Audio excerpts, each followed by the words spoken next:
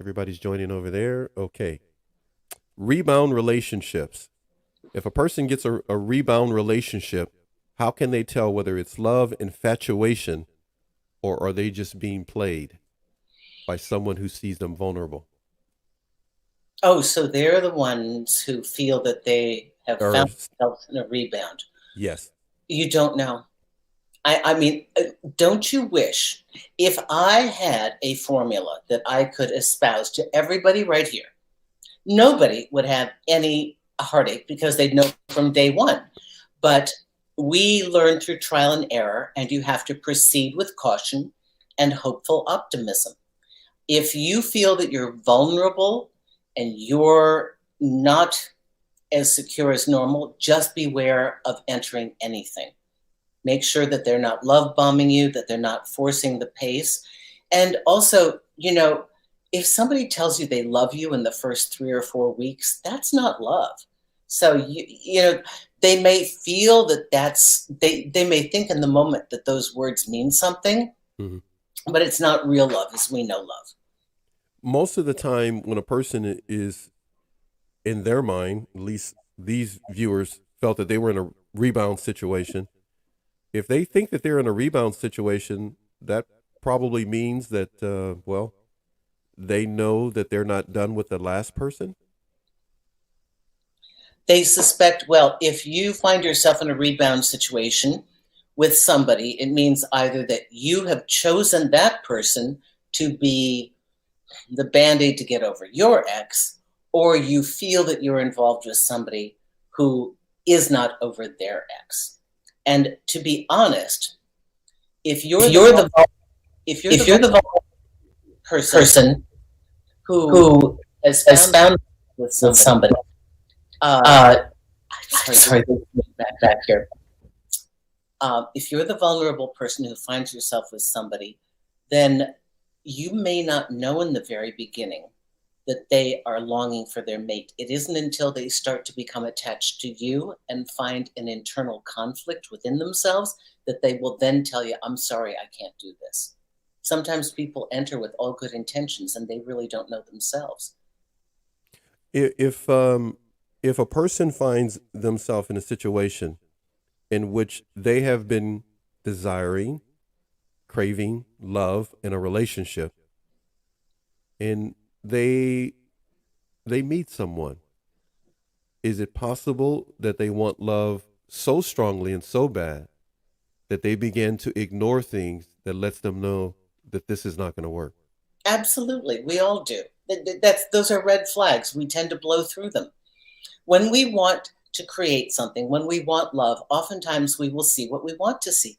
But when you think about it, that's the bait that love uses to get you in the door. If you Right. knew from day one the problems you're going to experience with this mate in 10 years, you might not enter the relationship. But what happens is we have this idyllic honeymoon phase where we see the best of the person and the person is showing up as their best self.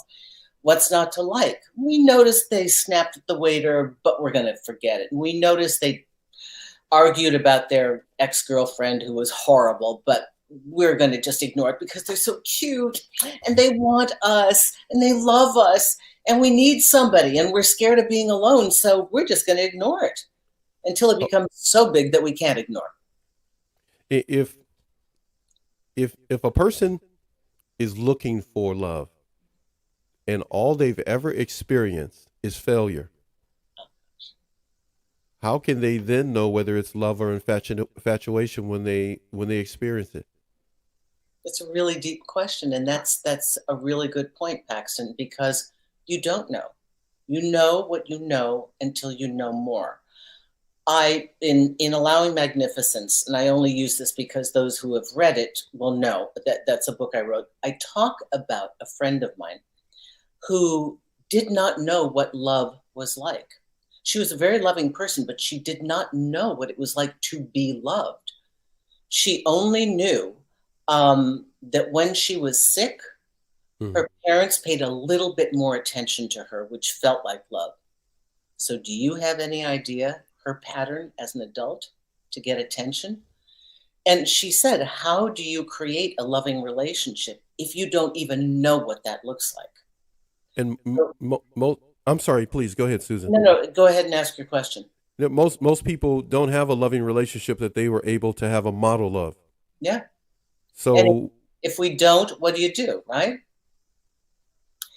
If we don't have a working model of what love is like, we take the best example, even if it's a friendship, even if it's something we've seen in the outside world, and we try to create that as our first impression. Imagine what you want to experience. And you have to have read something in a book or seen something in a movie or TV that looks like something you want.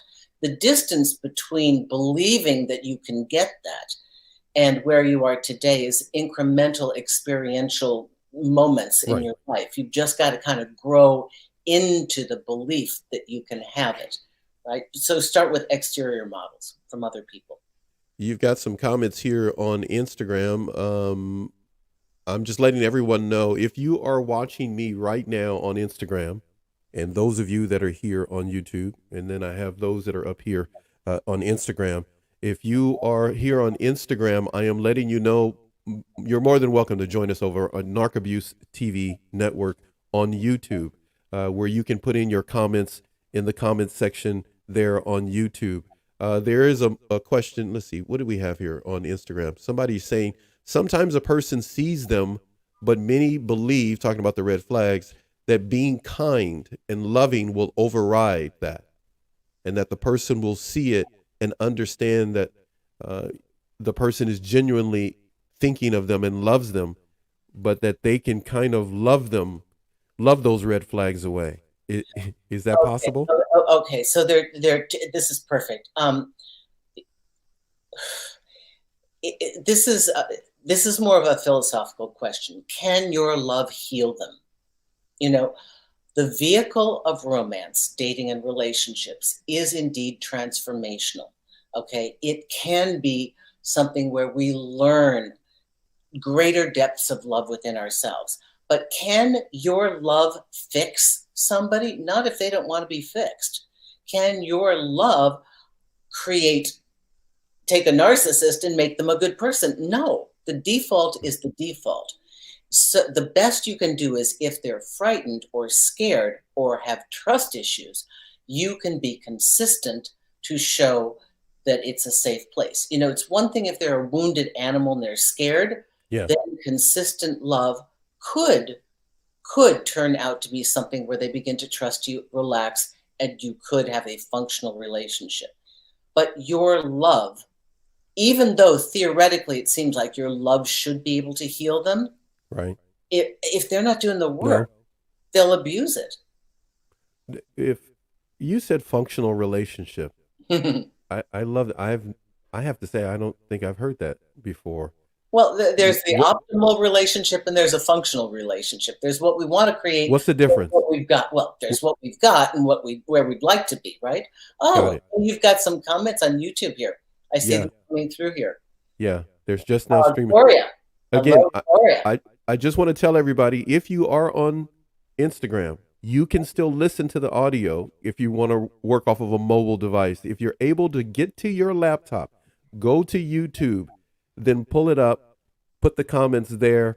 It will be much quicker to get your comments that way. But we did put this in a position where you could listen to us per se via Instagram, because we know some of you don't want to go to YouTube. So that's why we provided that. But if you want to really be a part of the show, as Gloria has just joined us, is here, feel free to come and join us now and talk to Susan and see Susan there on YouTube.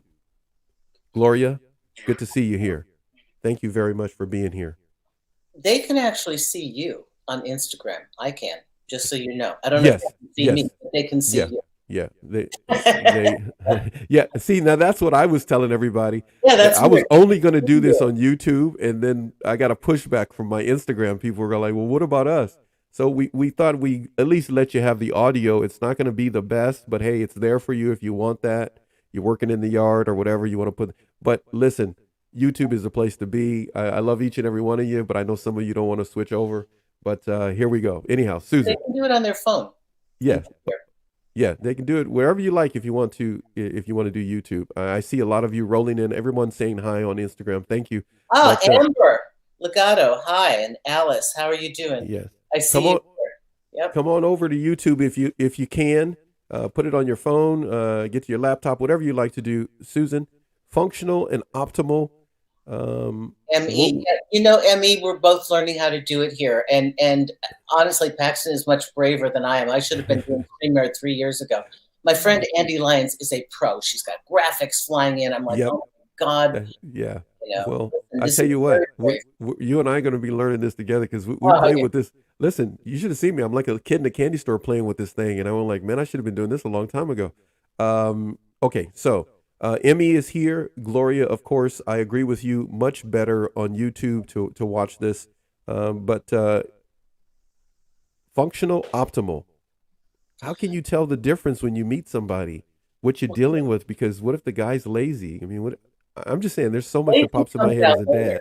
Lazy normally shows up later if they're going to be trying to act like Okay. a boyfriend. My girlfriend ended a nice guy, but he Yeah. got lazy. He got comfortable really quickly, and by month 4, he just stopped working at it. There's some Wow. people that are lazy in the very beginning. They chat you up and then they drop you online. So it just Yeah. depends. You know, dating nowadays is not that easy. And that's Oh, why we're here to try and answer some questions that people have so that they can decipher and start to learn the patterns of what appears to be somebody who's truly interested, what's somebody who's playing with me. Oh boy, this one's scary. This one's way too interested. There's something wrong here. yeah. So it's too hot, too cold, or it's just right, right? Okay. So the possibility is there that somebody could change. Do you see Emmy has a question for us there? Your question was if someone here, let's just do this. Can you see it there, Susan? Mm-hmm. Your question was if someone sees Abuse, I think she's saying. abuse, I think that is, and stays because of the attention and love deficit. And I said some people believe with their love they can change their ways. Yeah, that's a really nice philosophy. You will truly suffer if you are with an abusive person. There are people, sociopathic people, narcissists. The better you are, the more they use it against you and use it to their benefit. That's not to say that I just want people to be realistic here. In the deepest spiritual sense, great. You're doing a great job showing up as an A+ human being and loving the unlovable. Excellent. If you're a human being trying to survive and not have chaos and drama and emotional Okay. pain and discomfort, Right. you might want to choose somebody that Yeah. isn't such heavy lifting. Remember, even when you get in a relationship, you need to have that person have a skill set to make it valuable to you, and you want mutual love and affection and appreciation. Why are you doing all the Florence Nightingale work? Why would somebody want to do that? To have a project? Then they really need to find their life passion instead of working it out through a person. I mean, Yeah. that's a little, I mean, I'm being a little hard this time, but No, but I thought, I thought my love could heal somebody. Hell no. Mm-mm-mm-mm. that's normal though. I think all of us have had that. I think so. The I think savior everyone complex, right? the savior complex, is that what you said? Yeah. Yeah, and when a person feels like they can save someone else, they feel that they can move that person to love the same way they're loving. But not everyone, especially nowadays, wants to move in that direction. They has it seemed like from the work that you do, you're running into more people who are experiencing meeting takers instead of givers. Well, yes, but people contact me out of discontent. The person they love, it's not working out with them. They want it to be better. That's normally what it is. Or they're suffering a breakup and they Mhm. want to recover. So they're trying to gain their balance. And normally it's a question of, is there hope? Which means what we're talking about is this person that I have in my life, are they someone that I should keep investing in? Is there hope of a better, more functional relationship? Or should I bail? What's the deal here? What am I looking at? What do I have? And if I have some issues, are they something that I can fix? Can they fix them? That's what it comes down to. When someone is dealing with a player, uh, male or female, but I want to lean into the guys as being players.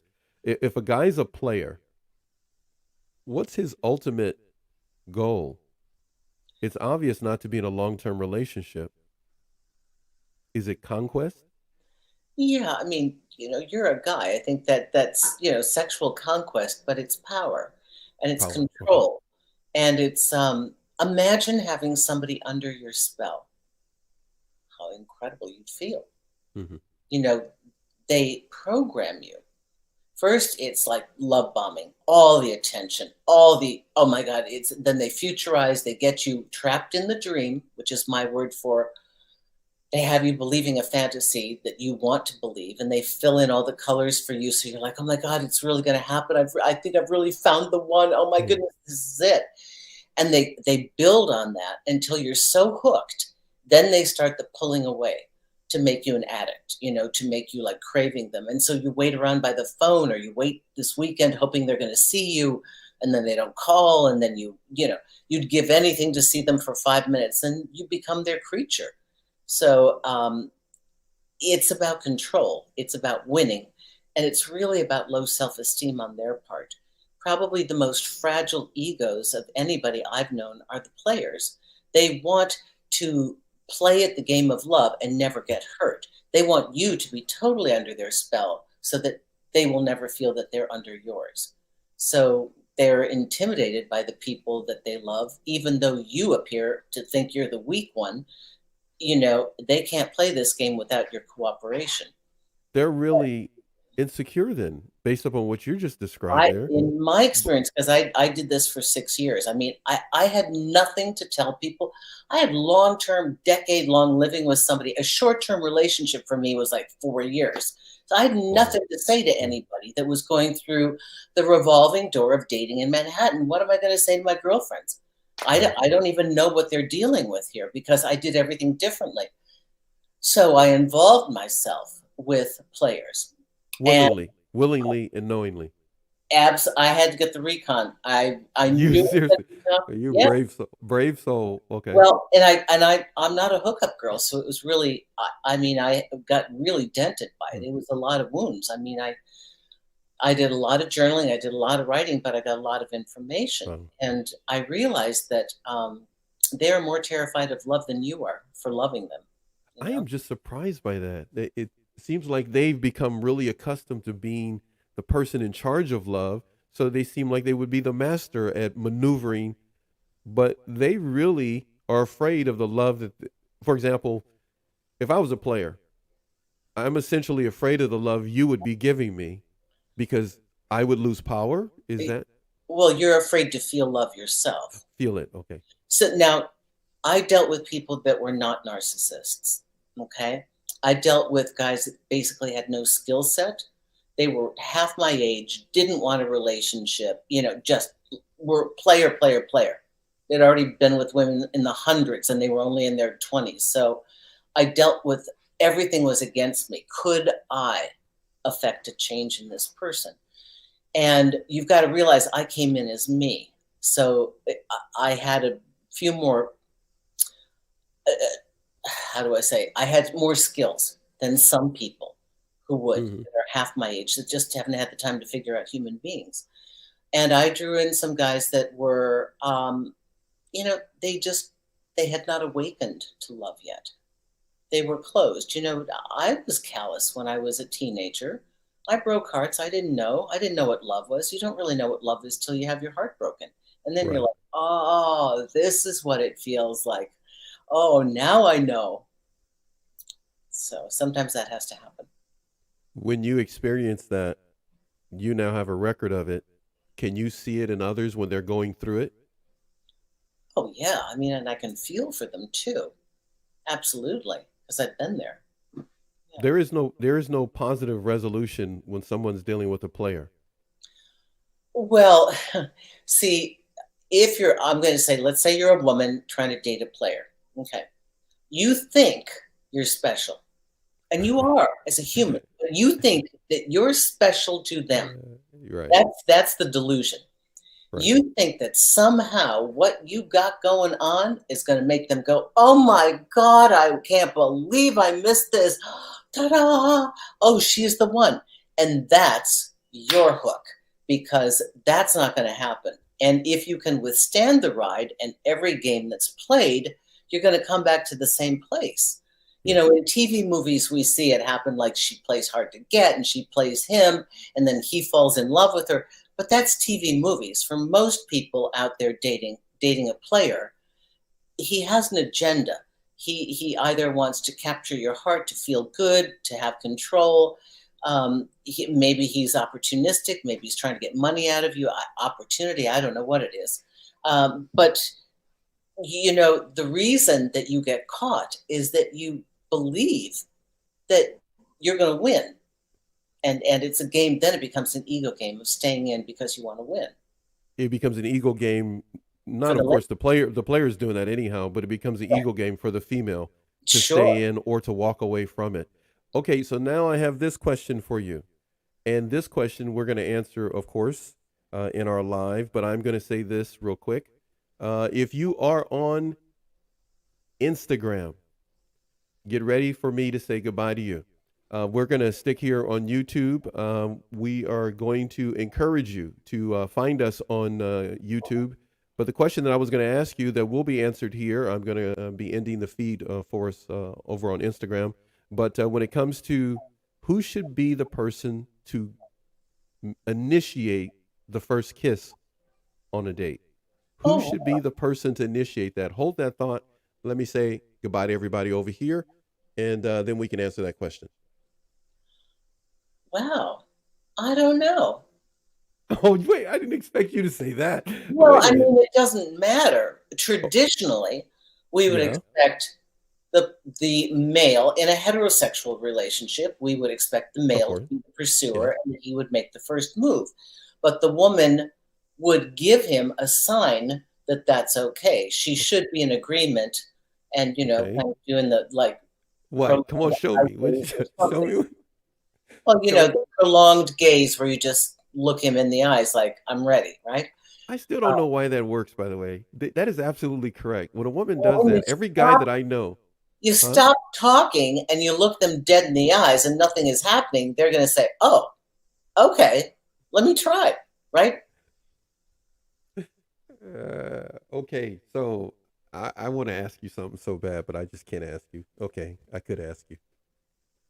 Can you remember the first attempt a guy made to try to kiss you?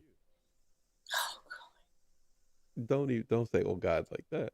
No, I'm trying to. I mean, it's so long ago. Whoever it was not consequential. I mean, it's not like, oh, I remember it was Tommy. I was in 4th grade. I have no idea. It was that bad. No, it was inconsequential. Whatever it was. Yeah. Okay. All right. Now, don't worry. I don't remember what I did yesterday, so we're fine.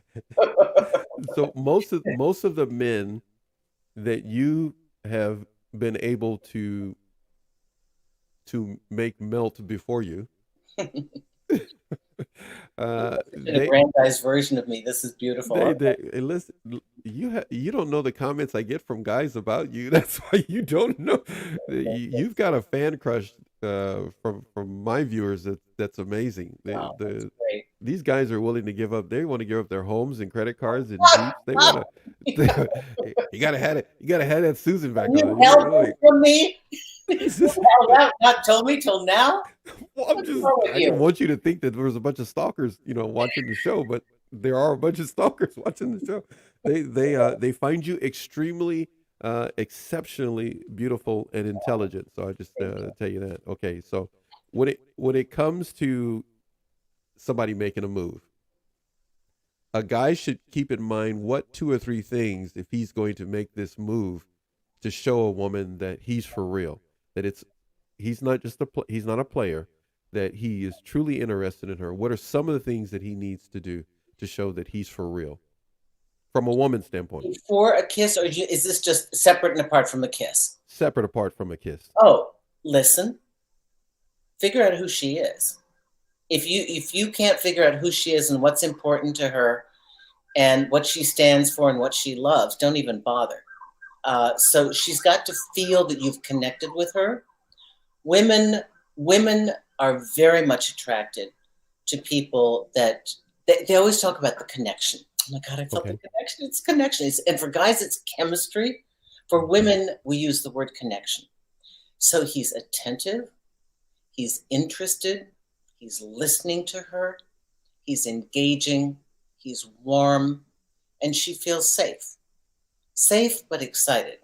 It's that kind of like, Safe but excited. yeah, not the best friend kind of safe. Like, Not not it's kind of it's not that I'm going to the store with you safe, but the kind in which she doesn't mind being close to the edge of a cliff because she knows you're there.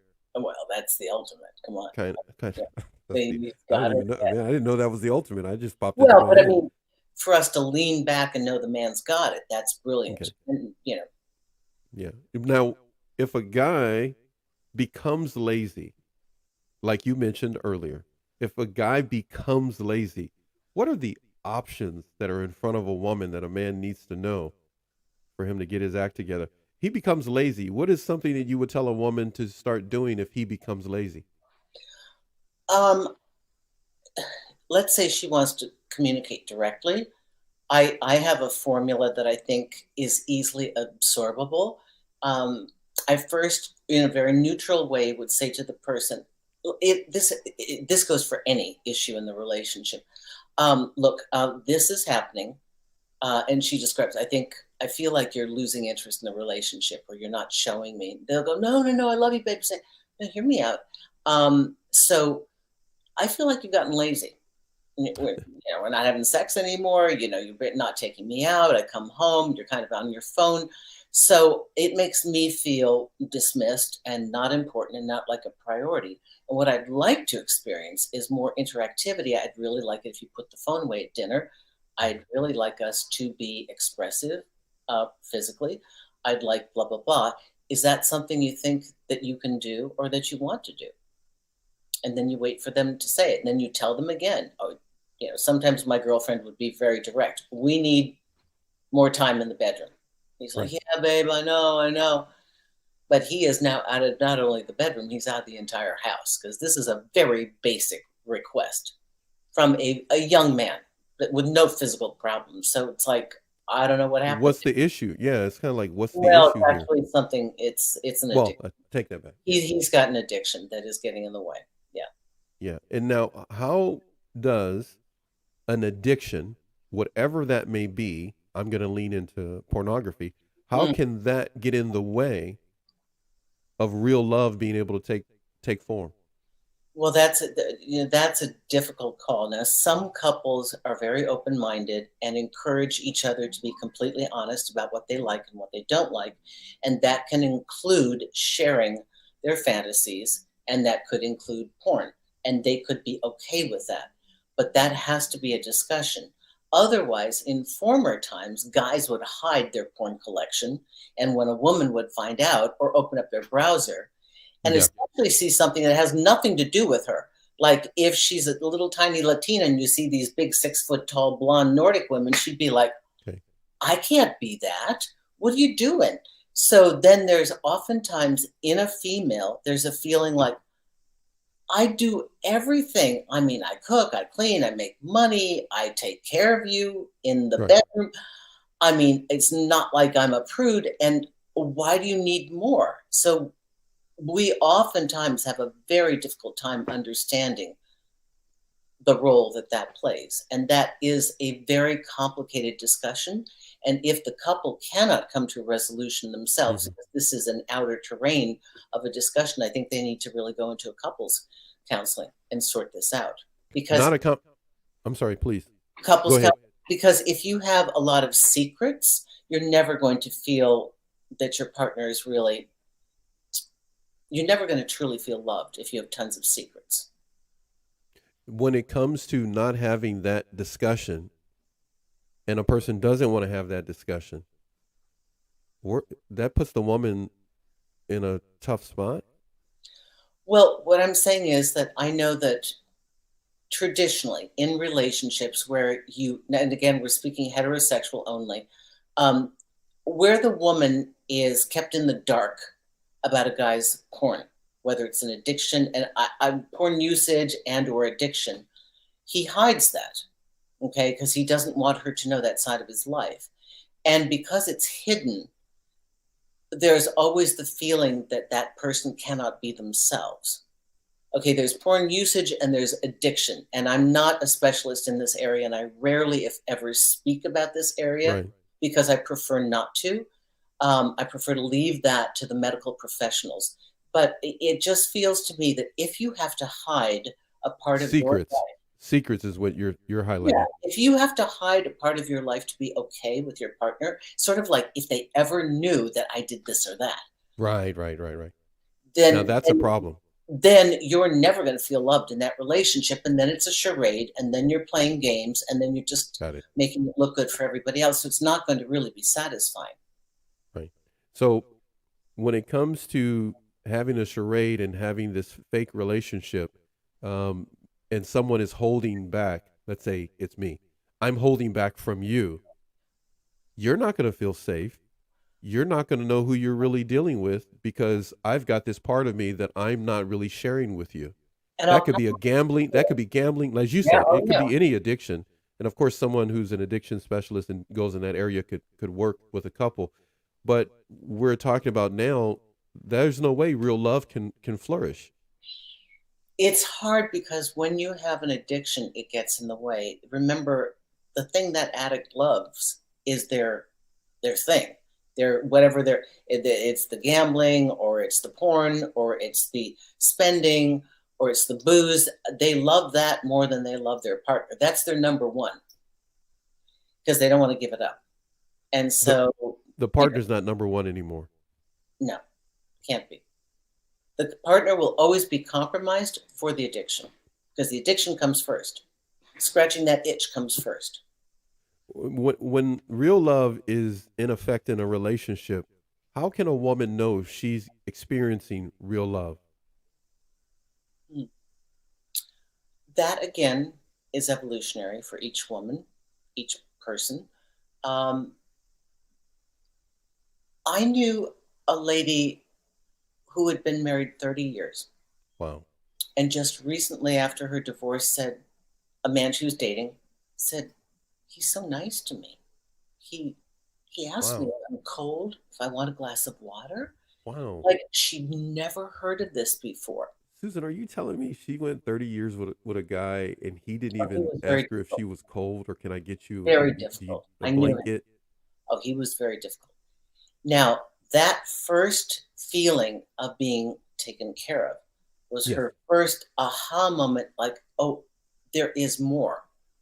A man will do more for you because in her upbringing, from Mhm. her family life to her marriage, she didn't expect any attention to her because she'd never received it. So it goes back to the first question that you had: how to create love when you've never seen it, and how you understand being loved is Mhm. evolutionary. So we'll take somebody that never knew what it was and knew its opposite, who then came to the point where after dating a number of people said, I don't go out with anybody that doesn't make me number one. They treat me like a queen, and that's what I expect. And That's a and that's that's what a she, good thing though, right? That's a good yeah, thing. that's what she. Now that may be a little bit of her flashing to me because she's Okay. very humble and she's very grounded and very loving. She's exceedingly loving. Okay, always the caretaker. Now has kind of found her own power, and it's like, no, no, I want my. That's good. Yeah. I'm going to be loving. I'm going to Yeah. treat you great. You will be well compensated. But you got to take care of me as well because now it's her turn, Okay. right? Right. And so that's how the pendulum swings. And sometimes in the beginning, you know, so there's that part that we do. There's the part that we can only attract in the level that we can accept. We've Okay. either seen it or we imagine we deserve it. And we could have somebody really loving and Mm. it doesn't quite register for us. We know they're good, but we don't get it. And then you start to learn how to accept the love and learn how to be in that dynamic. And Okay. then the love gets stronger. And then each relationship that you have, either the relationship that you're in can grow stronger, or each subsequent relationship gets more meaningful and more profound because your ability to give and receive love has increased through your experience. And that's why I think that all these relationships that we go through, all these trials and errors, actually Okay. have an upside if we can use that perspective to see it, is that, Mhm. not everything is a brutal lesson, like, oh God, it's a lesson. Life is a lesson. It's one rotten relationship after the next. Life is not a full-time classroom. I mean, how boring is that? But it is here to refine you as the dater so that you can be more Okay. attuned to what you want to experience and call it into your life and tell your partner what you want and need and be very clear about it.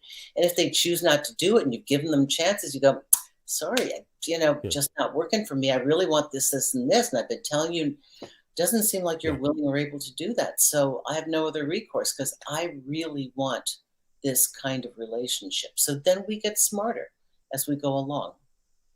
When a person steps into a relationship and they're seeing it as real, but the other person is looking at it as an infatuation, and then they start to get lazy or it dies, it starts to literally, the relationship starts to die. And then one person who saw it as real is trying to work at it, and then it's dying. Yeah. That's a struggle. You'll notice that your partner's pulling away. You'll start to get scared. On first impulse, you'll want to double down and be nicer and do more. And Mm. or you'll have the kind of disposition where you're like, okay, I'm going to pull back because I can feel a shift is going on. But this is where heartache occurs. I mean, Mm. all the notes that I get from the viewer requests, and I'm sure all the emails that you get all the time and all the notes that you get, I like somebody and, I don't Yeah. know, and I thought it was love, and then now they're pulling away and I don't understand and what happened, Mm. because a lot of people are whimsical. Oh, It's a yeah. game for them. And Right. not everybody at all times in their life is in the mood for a committed relationship. Sometimes they're just playing at it. Sometimes they're treading water. They're just collecting data. Like, what do I want? I'm not ready for a relationship right now. That's why it's helpful if people are transparent and honest, because it might actually assist in people. I think somebody just gave you a super chat. Let me see here. They're actually agreeing with you. That's Oh, Emmy. they're saying, yep. Emmy also has this to say. Says, I love, but love. Wait, I love, but I don't want to love no more. I want to learn how not to love. I've hurt too much because of it. Okay, I want to warn you, this is a huge conversation. I'm going to start it. Oh, yo, you are. This is why I started Okay. in my profession. I was retired, like in Yeah. my late 30s, playing golf in the country. I did not expect this was going to happen. But I looked at what started happening with the hookup culture and what I saw. And again, I'm sorry that we're skewing toward women and men, heterosexual and more dominant toward the woman, but Yeah. I saw women just being steamrolled by these guys, and they would come up to me and say, oh, I'm so proud of myself. I learned to have sex like a man. I had sex with him, and then I kicked him out. They were trying to learn how to not feel. So, Oh, Emmy and anybody else watching, I would urge you, while that is your first instinct because you've been hurt, that you will never, ever, ever, ever, ever love again because you're never going to let anyone hurt you. That's step one. You put up the wall till you know how to work it through yourself, because you don't want to close off love coming to you. Because while you think that this wall will make me not get hurt, you will be alone on the other side, not hurt. Remember, you can't cut off pain and then have joy. You can't have just the day because you like it, but then you don't want the night. yeah. It's a Okay. cycle in life, and we can't only take the one we like. Loving involves loss. Loving can involve pain. Great joy can have great pain, but you don't have to live in pain. But the point is not to teach yourself to go numb so you can survive the ride. The point is to become smarter so you can get on the right ride and start to feel in a place where it's healthy and it's good for you. And so if the only option you've got right now is I'm going to check out, take a dating detox, get yourself together and start to really filter. the people that are coming into your life, and know your own default. Do you leap in too fast? Is the physicality making you, are you confusing lust and love? Are you letting people be too important in your life? Do you have support systems? Have you found your passion? When you find your passion in life, you're not going to be that interested in, like, oh, does Bobby love me? I mean, you're more interested in creating what you Okay. want to create, right? So finding the interest in life, everything changes then, because that person is not so focused on just that relationship, is what you're saying? Yeah, I mean, women throughout history have been taught to go chase the man, and the man chases his career. I mean, what a That's rotten true. No, scenario. that's true. Yeah. Absolutely. I Yeah. mean, we're supposed to act like we're doing something, but really be ready to drop everything at the sight of a man that wants you. Now, I mean, most of us certainly don't function that way anymore, but we've been inculcated to have this. Conditioned mindset. She wrote you something else there on the screen there. She says, I told him when we started, I know what I want and deserve. Okay. And I fell in love because he was great. But when he Oh, started to change in 2 years. Uh-huh. So I left. Not because I stopped loving him. And of Oh, course, good she girl. said she cried. She cried. You did 2 years. That's a good relationship. I think we have to eliminate this till death do us part thing and get a little bit more up to speed with what the reality of the world is today.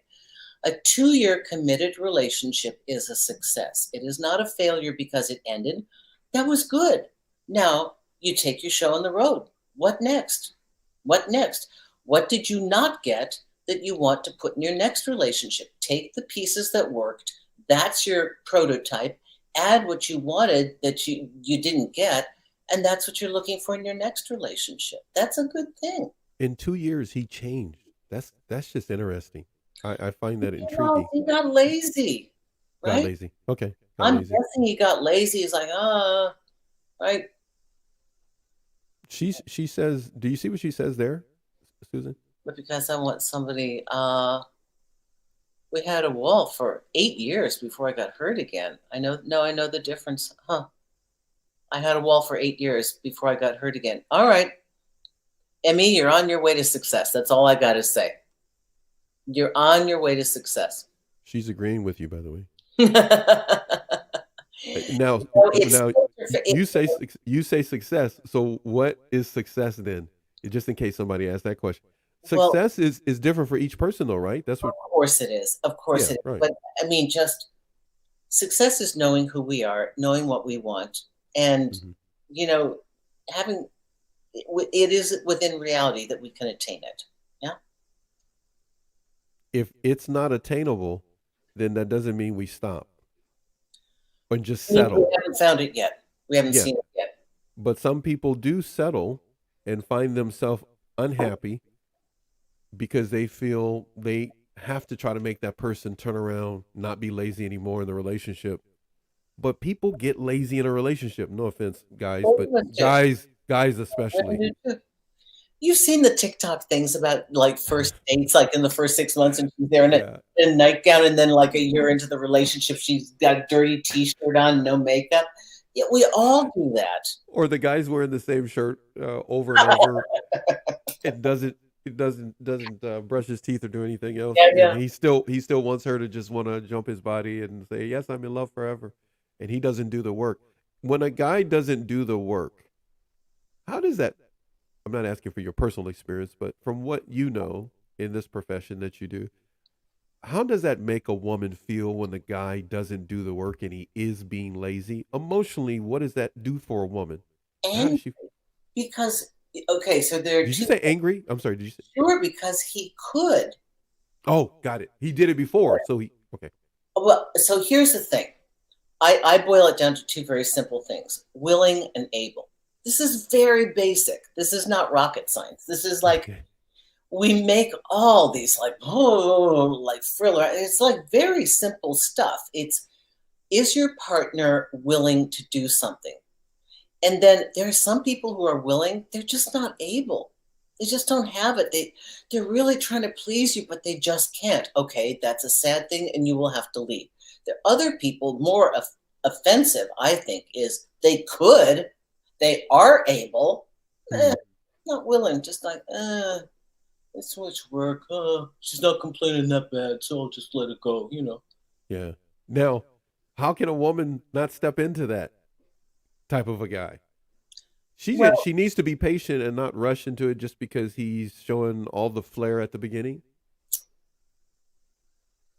it's hard, you know, Is it? It's hard. Yeah. because very few of us are mind readers. I mean, people are Yeah. good at keeping up this act. You've got the honeymoon phase. Okay. So, right after the honeymoon phase, which could be 3 to 6 months, you have that now it's getting real. Hmm. People are not that nice all the time. The girl's going to tell you, I hate football. I've always hated football. I'm not doing one more thing here with all your friends, like Yeah. beating on your Right. end. I'm done. I'm done with it. Right. Right. So it starts to get real. You start to have your first disagreements because now you're feeling safe enough to speak up. You think you've got a relationship, so you're speaking up about what you want and need. Now you're seeing if that person is going to work with you. Do they negotiate? Do they compromise? Do they have a skill set to get to resolution? So this is what you're seeing. And if you can pretty much make it through the first year, you probably are starting to get to know what you have there. Okay. All right. And in the first year is going to let you get a measure of not only what you have, but also what areas you're going to be able to grow together, what areas need attention. Um, Exactly. I have to show you what Emmy is. Emmy, you're so beautiful, Emmy. You keep sharing your heart so openly here. She says, I used to settle because that was what I was taught, but I give it all when I love. It's okay to be lazy once in a blue and be human. It's not a song and dance all the time. But when you want something, that seems to be what she's focusing on. That she's understanding, she'll be understandable to someone if, they're going to be human, they're going to be tired, they're going to be lazy, but not all the time. Good philosophy. So there's an interesting point here, and I've done some videos on settling. Uh, like when do we settle, and is it settling? And I've again, the individual factors make all the difference in the world. So these are blanket statements. But if you're settling on keeping somebody because you fear being alone and you're like, oh my God, it's just so much work and I'm not happy, it's not great, but I don't know and I don't want to do it, then you're lazy. Then you get what you get, Okay. right? I love you, Susan. Yeah, I love the way you said that. Sounds like something I would hear my dad say. You're lazy. Then you're lazy, right?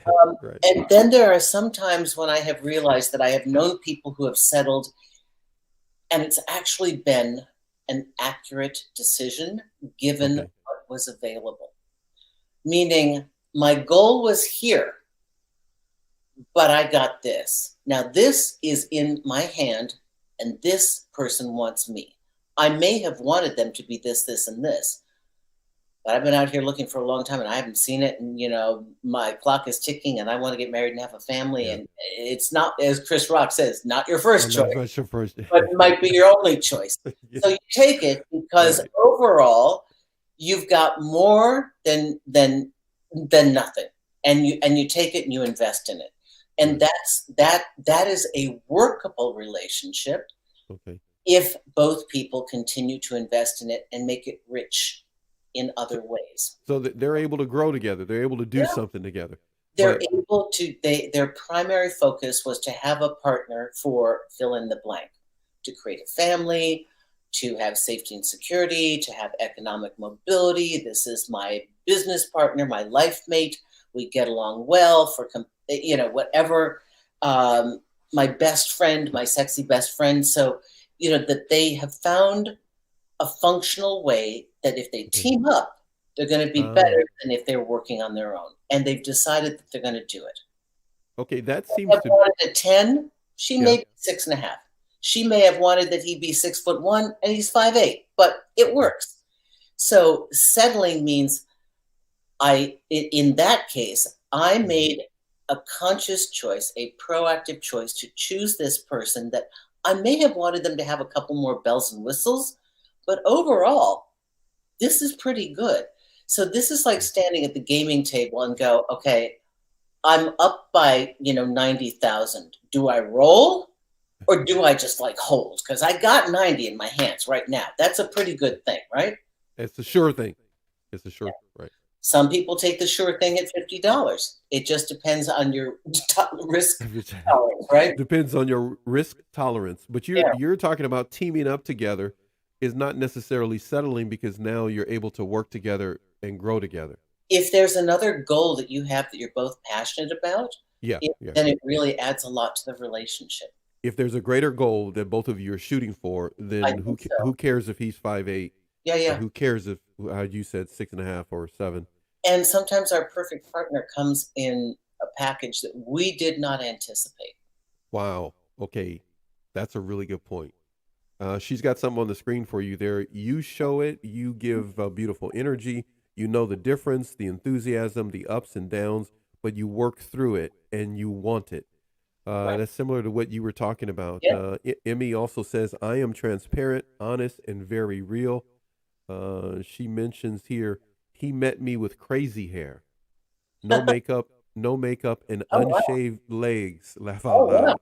Okay. Okay, you're very transparent now. I don't put I don't put on a show for no one. I shaved after and did my hair on the first true date with the happy face she gives there. So I'm quite sure that got his attention. Uh, he got to meet you And in both stages.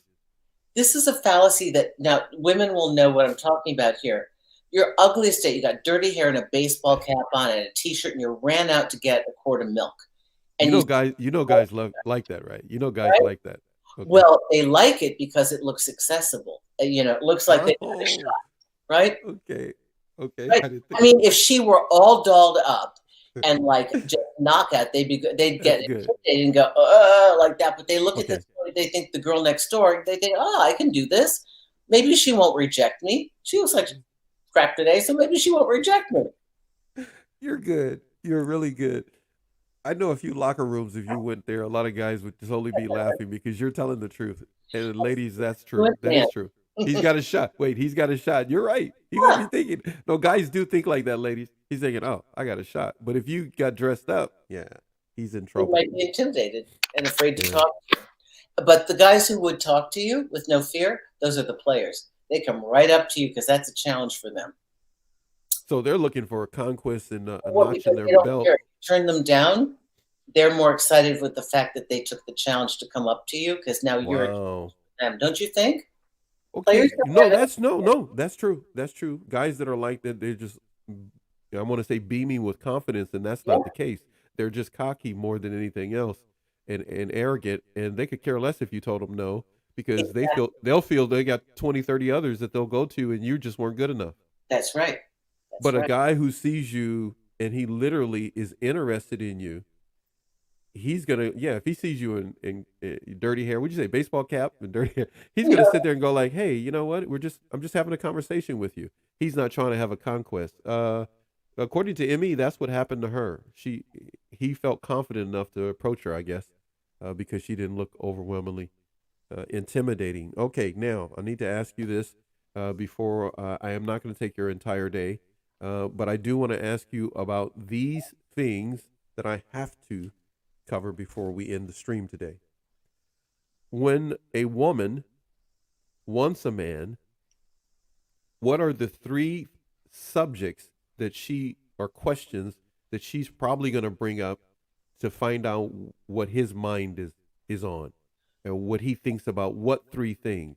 Is it, I mean, I'm just going to throw these out to you. Is it children? Is it money? Uh, is it sex? Is it in-laws? What are the subjects that most women find common themes that they want to know about, that they will go back and talk with their friends about? Well, He they said want to know this. if he wants a commitment. If they want Okay. a relationship with the guy, they want to know, is he ready to commit? They probably want to know if they're young gals, does he want a family? Okay. Um, and then they're going to want to know a little bit about his personal history, like maybe what happened with his last relationship. Okay. Um, but basically, it's pretty much, do you want what I want? That's the number one thing. When a man doesn't answer directly, and he seems to be beating around the bush and not being transparent. What's your advice? I actually had that experience the other day socially and with not a romantic thing. And I find Okay, it all right. so irritating. Um, he's scared. He's really scared. If he gives no answer that's concrete, he's made no mistakes. But he's an idiot. I mean, that's what. How else you can look at it? Because he doesn't take a stand, and he doesn't trust himself, and he's probably going to neg you, and meaning find something wrong with you in a very kind of I never said that thing, but yeah, it's just they're very insecure, and Okay. I think that a man that doesn't give you a direct answer should really be a huge red flag where you Yeah, I think, was. Yeah, I'm pretty forthcoming. I know what I yeah, want.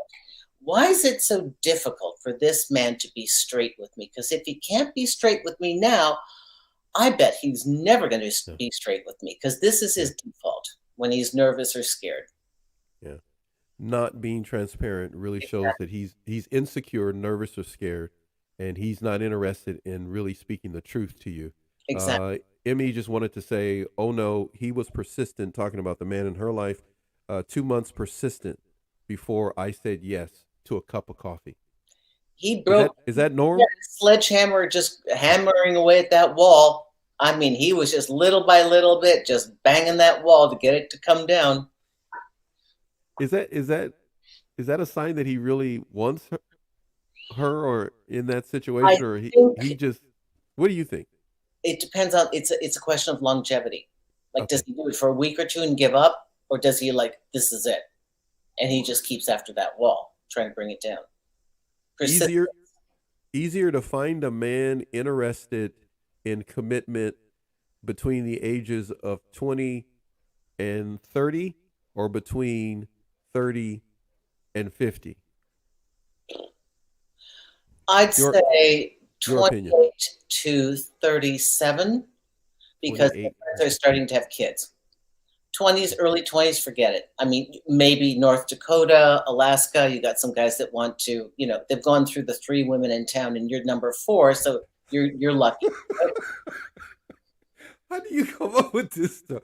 Right? You're throwing in this. In my head. Oh, that I could see that in a coffee shop. A bunch of You know guys are looking at a younger guy, going like, "Man, okay, there's nobody else left. Okay, you're gonna Well, need to." right. I mean, that's why it was so easy when towns were small. There were like 3 or 4 girls that eligible that were single. I mean, didn't have such a big selection, so you didn't have this paradox of choice.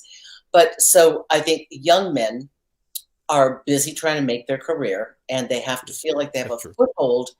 Men are very interesting as far as commitment.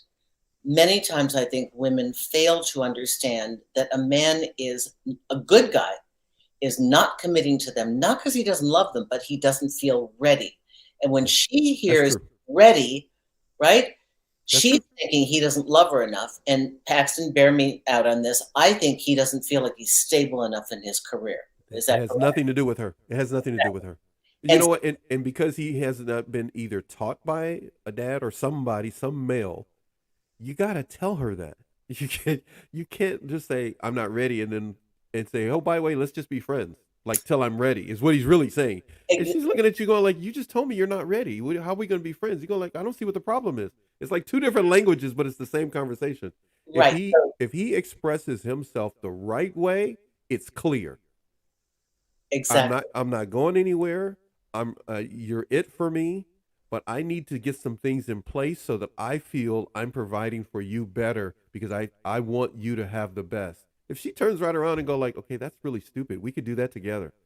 Oh, he's going like, oh, okay. Well, let's just get married then. But if he doesn't express it, she's in the dark. That's just me. exactly. That's just me.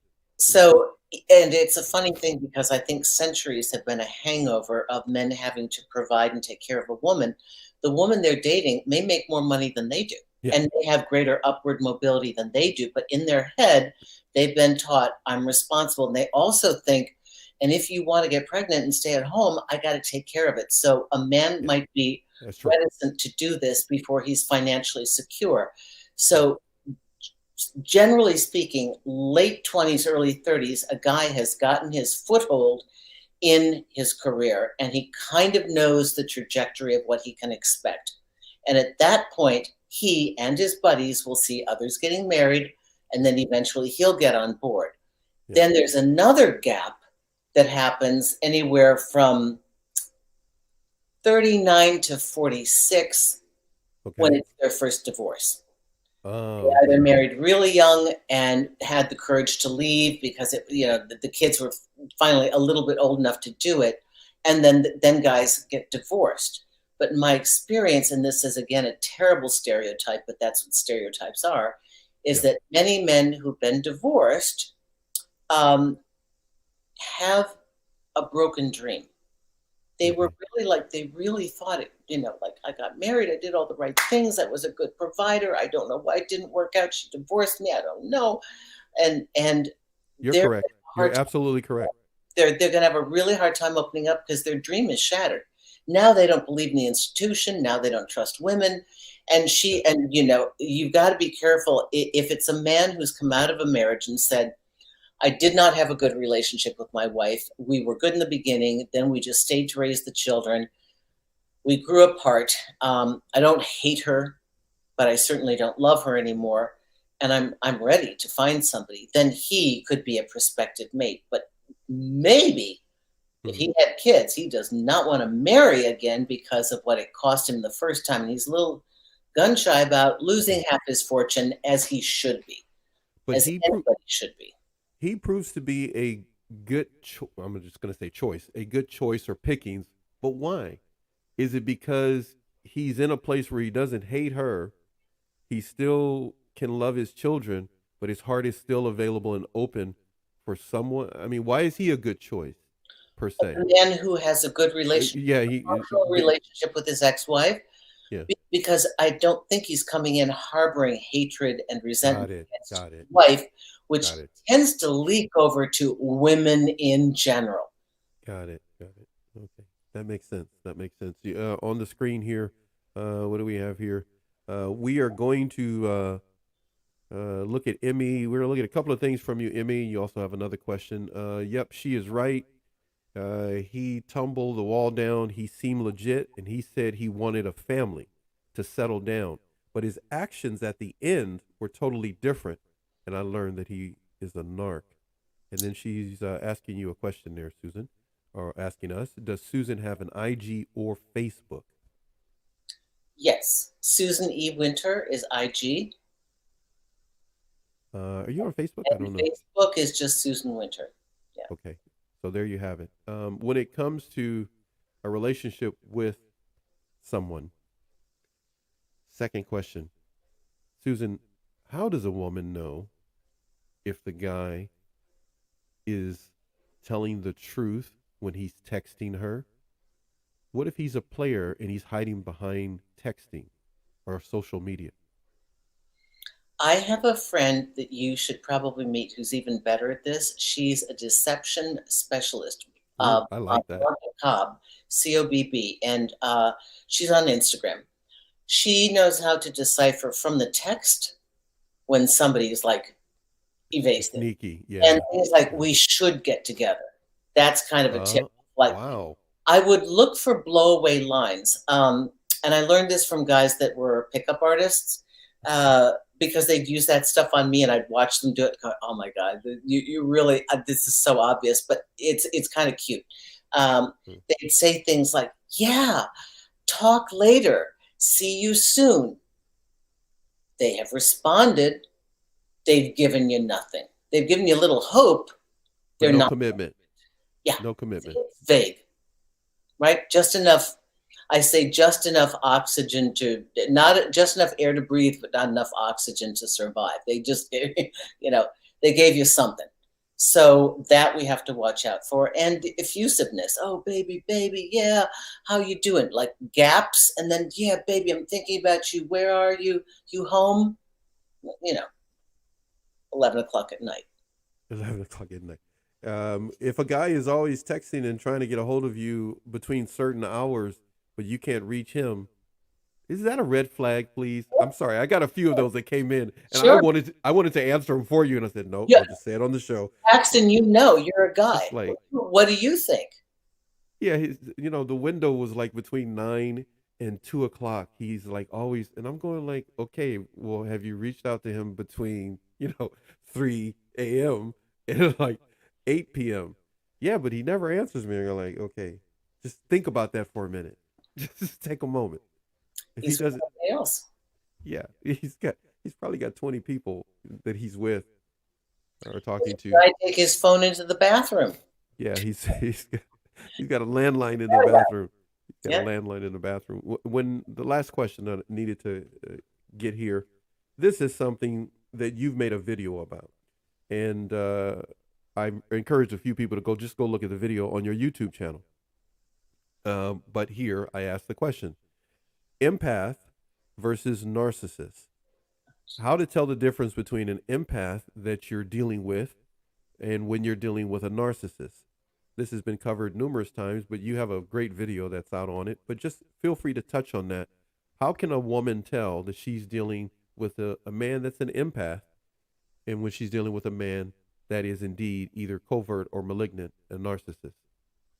It's a very sophisticated question because they're both going to be keyed into how you feel. Oh, wow. It's Yeah. it depends on what they do with it. Like an empath will say absorb your feelings, I Okay. think, Mhm. and feel them as their own feelings. They'll be affected by your feelings. A narcissist will read your feelings for data for what they can do to you, but they're going to be unaffected by it. When it comes to what you have experienced in life and what you see others experiencing in life, if you had to rate the way courtship, dating is going on a scale of 1 to 10, let me Okay, finish first. I was trying to okay, not laugh. as Okay, opposed to what? let me just we got young people that will see this back on YouTube later. So on a scale of 1 to 10, 10 being very hopeful and promising, and one being walk away as quickly as you can or run. On a scale of 1 to 10, from what you're recognizing, what's taking place to the way men and women are interacting in relationships today, give it a rating. It's a big category. I got to think. I'll say it nationally, and then I'll say it worldwide. So I think someplace between 6 and 7. We've had Wow. some very horrific behavior, but also we have people that are gaining real skills and really seeking. You have platforms like YouTube, which the second largest, search site, right? Because Yes, it's correct. how do I get a boyfriend? You've got all these experts on hand, so people are getting smarter. Online dating has allowed people anonymity of that has allowed people to have horrific behavior. It has enabled a tier between the human and what this other person is to just be obscured. So I think the advent of online dating apps have really aggravated and allowed horrific behavior. If you had to look that person in the eye, it'd be a little harder for you to do that. Wow.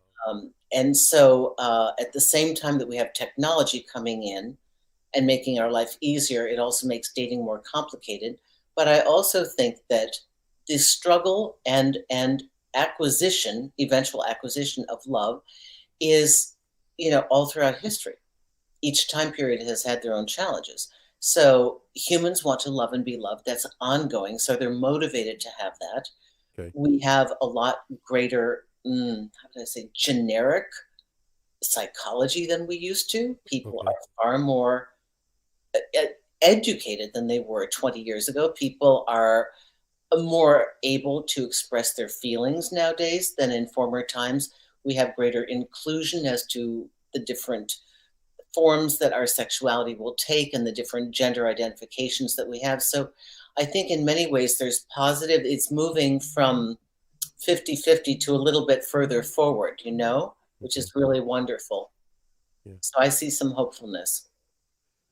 You live in New York. Excuse me. You live on the East Coast. Am I get that correct? Mm-hmm. And East Coast, West Coast. Major difference when it comes to courtship. I'm so old. Courtship or Yeah. dating. What's the major difference between the two before we have to go? Boy, so I'm trying to think of New York City is very different than East Coast, and LA is Okay, very different I than get you. Yes. Oklahoma. I tend to find that in more rural communities, anywhere in the US, and we have a few more, not rural, but a little bit outside of big cities, you have a little bit better behavior. And people tend to be a little bit more accountable and a little bit more authentic. And the Mm-hmm. closer you go to the big cities, whether it is because people are busy or it's not that important or there's just so many people, nobody really matters. Right. It's a numbers game. There's a lot more disposable dating. I think on the West Coast, things are really laid back. And I think in the state of California, with dating, you get a litany of somebody's psychological background. I come from an abusive family and I tend to be a little bit of an overgiver, but I've got my boundaries. They're going to tell you how they take their avocado toast as well as how they like their relationships. And I've had more people open up and tell me all about their wounds. Like, it's like, oh, yeah, I just want to like say hi and have a cup of coffee. So there's a lot of psychological openness in Yeah. the West Coast, a lot more of this emotional dialogue about who you are and how you feel. And it's much more a Your millennial your place in the universe. Your place in the yeah, universe. this Yeah. Gen Z thing. It's much more, I'm talking about myself and this is how I feel and this is who I am. It's a little bit more buttoned down on the East Coast because, people are playing at a very fast game here. And so they don't reveal all. It's Okay. abnormal to reveal all. So it's a little bit different here.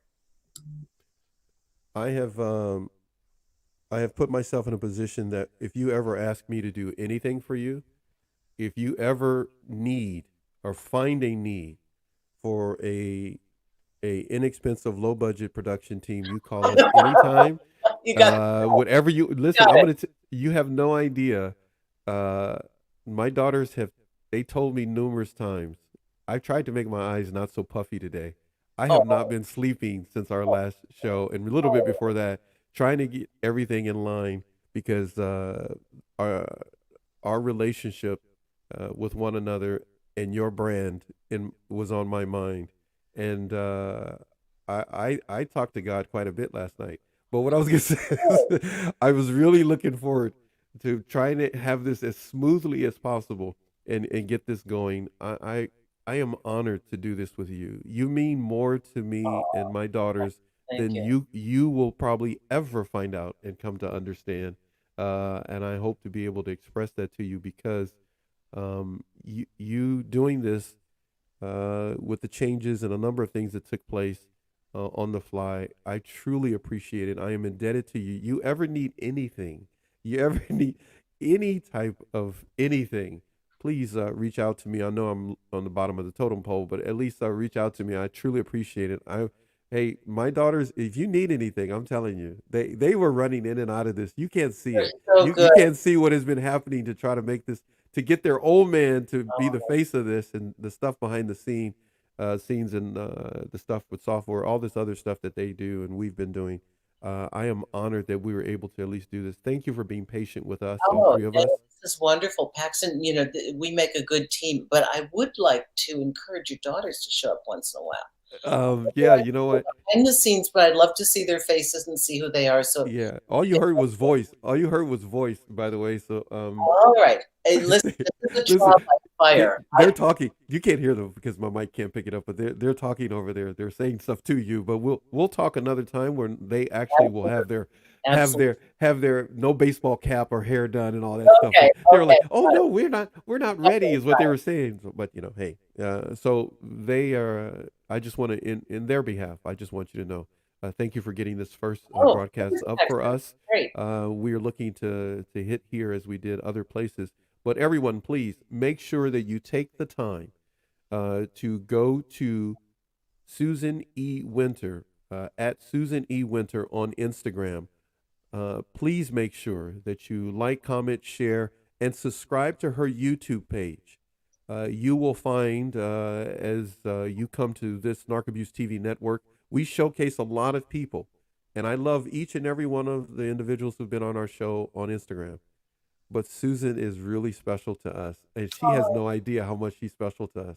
But thank if it wasn't for Susan, people will not even know who Instagram, Narcabuse TV is on Instagram, because it changed right after we had her on the show. you. And Yay. I am indebted to you because we've been able to get a lot of people on who have helped a lot of people, and it's because of you, Susan. You Oh, seem to sew everything together, and thank you for being patient today. no, you have Uh, very good energy. I liked you the first time I worked with yeah, you. Thank you so well, much. anytime, hey, anytime you need anything, your Okay. podcast, anything, I'm telling you, we're Well, you there can for use you. StreamYard. We okay. Hey, we'll be happy to set. That We'll I be will. happy to set the whole thing up for you. Trust me, and we'll be happy to do that. Listen, thank you, my friend. Enjoy your evening, everyone that's here and who will watch this back in the replay. When you watch this back in the replay, please make sure you do me this huge favor.